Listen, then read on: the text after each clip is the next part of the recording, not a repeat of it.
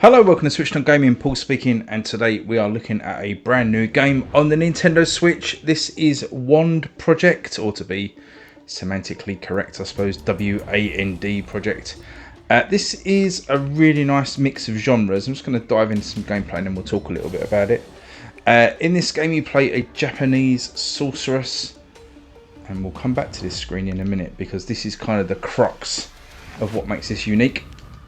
So this is kind of across as genres. You're looking at something like Vampire Survivors crossed with, I mean, the publisher says it's crossed with Balatro. Probably a little bit of a stretch, but there is certainly some sort of deck building or card building element to it, which makes it really interesting. So first off the bat, as you can see, it's a pretty bog standard Vampire Survivors type thing. You're fighting off waves of enemies. You're auto firing. One unique thing in this game is you can set up auto targeting, or manual targeting, sorry, and manual firing, which makes it quite interesting. I've actually got manual targeting on, so you see the reticle around the outside of my character. But at the end of the first run here, so it's a similar sort of thing to Vampire Survivors, you're collecting artifacts that come off of the enemies to build up some sort of mana that you can spend. Now this is where the sort of the magic happens, if you excuse the pun. So between runs you get this kind of little shop, and you can buy these kind of gems, and you link them together on this board to create your attack. So you start with this one. So they generally go in this order: a green gem, an orange, and a blue. So green is what triggers the attack. So on here, this one is triggering with a cooldown. So every 0.94 seconds my attack triggers. It triggers a flaming ball, which hits 80% of the time, and it deals 8 damage when it does hit. So this is your basic starting attack for this wand, and you can unlock different wands as you go through the game that do varying different sorts of attack.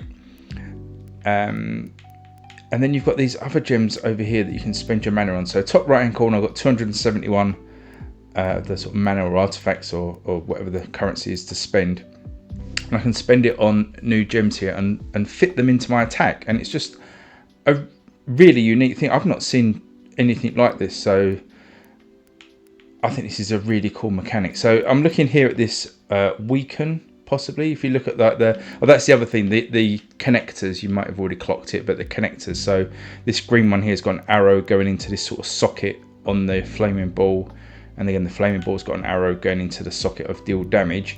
And if you look at the new ones to buy, they've got different layouts of sockets and connectors. So what I was thinking of doing is, if I move the deal damage up here, and you can rotate these around with the Y button, and maybe look at buying this weaken, slotting in here, and you can kind of see this follows the path. So you've got the cooldown to initiate, fires a flaming ball, it does weaken and 2 damage, and then does 8 damage. So we're weakening the enemies first, then hitting them with 8 damage. That feels quite a nice attack. If you can link your gems or get them to go over, I mean actually we can just move them, I think. We can just move them. Oh, I've got the wrong shape, haven't I? Yeah, the socket faces the wrong way. I was going to move them over this unlock here. So between runs you can get these collect these gems, and that's kind of your permanent sort of currency that you keep, and you can spend it to unlock stuff on the board. So I've unlocked this speedy, and you have to put a gem over it to activate that. The only other thing on this board here, you can put 2 of the same gems together and you can upgrade them. So this weaken here, although they have to be the same level, I believe. The level's in the top right hand corner. So this weaken 1 is a level 1, and there's a weaken up here level 2. So I don't think that will work, but we can come back to that. So once you've set up your attack and spent your cash, you can have a look at the stats here with the right button and see what's been affected. So you can keep an eye on your build, which is quite cool. If you press the X button, we get into the next wave. And again, if you look at the reticle outside me there, that's me targeting. You can turn it off if you prefer a more sort of vanilla Vampire Survivors type experience, where auto fire will just pick the closest target for you. as I say, it does have manual firing as well. You have got a dodge button on the A, which then does make the manual aiming a little bit tricky because you've got to take your thumb off of the right stick to hit the A button. When you go into this overtime, you get a load of spawns, but your attacks massively increase. And you do get a bonus for clearing the entire wave as well. So that's kind of a nice thing to aim for. But we hit a load there. I didn't really get into collecting the little blue gems, so I need to go back and make sure I collect those. So, new shop. See if we can add anything to this. So we've got lightning slash that kind of faces that way. So, yeah, that won't work. We need kind of something facing to the left. Something like this sonic trap. But I don't know how well that would work with going sort of blue-orange. I mean, the aim of this game is to experiment, so let's try. Let's take a sonic trap and stick it here. Should still trigger. And then we'll spin this around so that triggers as well. So we've now got this in our attack. So we're triggering on a cooldown. Now that's... cooldown's gone up to 1.13 seconds. I guess that's because we're adding more things to it. But we've got the firing on a cooldown every second or so. Fires a flaming ball, does weaken.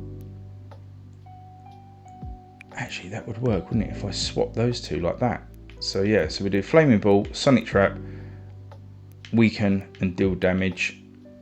I don't know. Let's try that. And again, that is literally the mantra of this game is experiment with your builds. You know, there's so many combinations of stuff that you can build.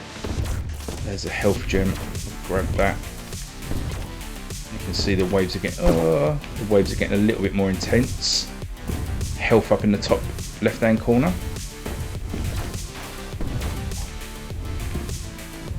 There's a little bit of a story. It's a little bit kind of a twee, a little bit, I don't know, cutesy and anime, but there is a kind of a story that you can follow. One thing that this game is missing, and a lot of these games do overlook, and it's a bit of a frustration, is it hasn't got anything like a daily run mode or an online mode or anything, which would really add to the longevity. But I think for the price of the game, and you know, we'll come to that in a second, but you know, I think it's still a pretty decent deal. So we can grab this other deal damage. Got enlarge, that could be quite cool, but again, I'm looking at the arrows. Again, we can shift all of these around on the board quite freely.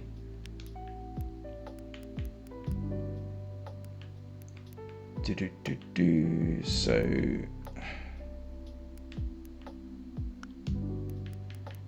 I was trying to get to a speedy, but you know, if we go in large, you can see quite quickly how your skills can build up. Now obviously you've probably clocked this as well, but you can unlock the extra spaces as well around the edges.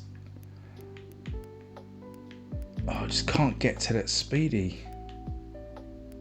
Never mind.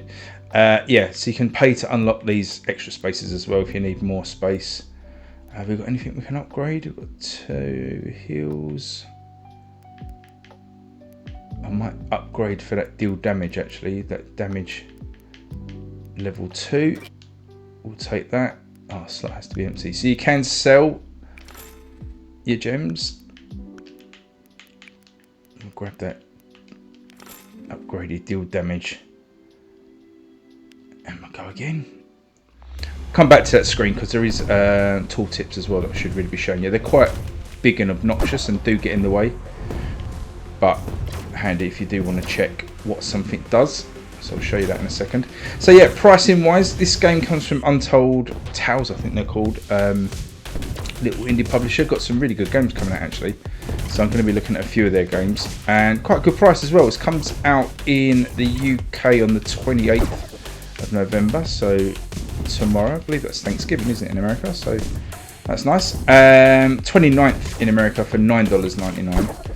Did I say the UK price? $8.99. Pretty good price. So yeah, I think it's a good value for what you get in here for a cool little Vampire Survivors type game with that really unique twist of building up your attacks. We'll have one more quick look at this board. I think you get the idea of this by now, but if you press the minus button, you can bring up a tooltip and get quite a lot of information.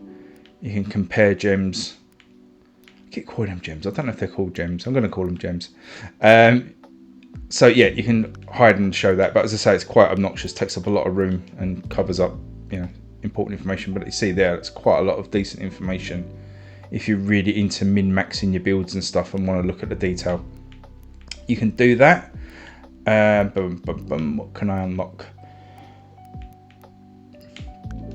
See, I could get this gain essence. We'll stick that on the board, but we'll put it over here. Swap those two. So we've now got another thing in our attack. Gain essence. Don't think there's anything else there we can do. So we'll carry on to the next run.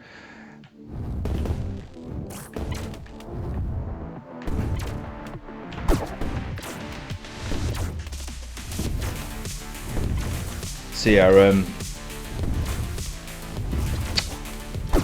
time to cast is getting longer now, so it's getting, we're not really doing, we're doing probably heavier damage but not firing so quickly, so there's quite a nice balance there of, you know, not becoming too OP too quickly. I'm going to struggle to well, I should survive this round. Oh, there's a load of gems. I should survive this round, but I'm not going to get rid of many of the enemies until it goes into this kind of crazy phase at the end, the overtime. Then we can really go for it.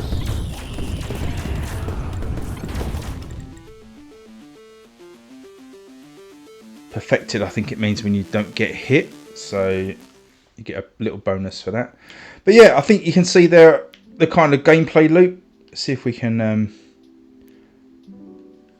get out to the menu screen, have a look at some options quickly. But as I say, I really enjoyed this one. I think it's a cool little game. I like these Vampire Survivors games anyway, so it's always nice to get a little twist in them because they are becoming a little bit, you know, oversaturated. So it's nice when someone adds a little wrinkle to it. You get some nice stats there at the end of your game. You can keep track of, and you can even show sort of the final board that you ended up with and the sort of damage you're doing on that.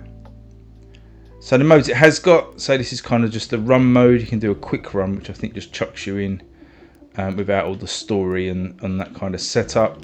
And then under options, so I've got the manual aim on. You can do manual fire, and there's a few other things there and some audio options. But yeah, I like it. Give us a comment below what you think of that, if you like these Vampire Survivors games or if you think they're becoming oversaturated. But as I say, you can pick this up tomorrow, 28th in the UK and the 29th of November in the US. Happy Thanksgiving for all my American viewers. If I don't get another video out before then, hope you have a really nice day. But until next time, I'll catch you later. Cheers everyone. Bye bye.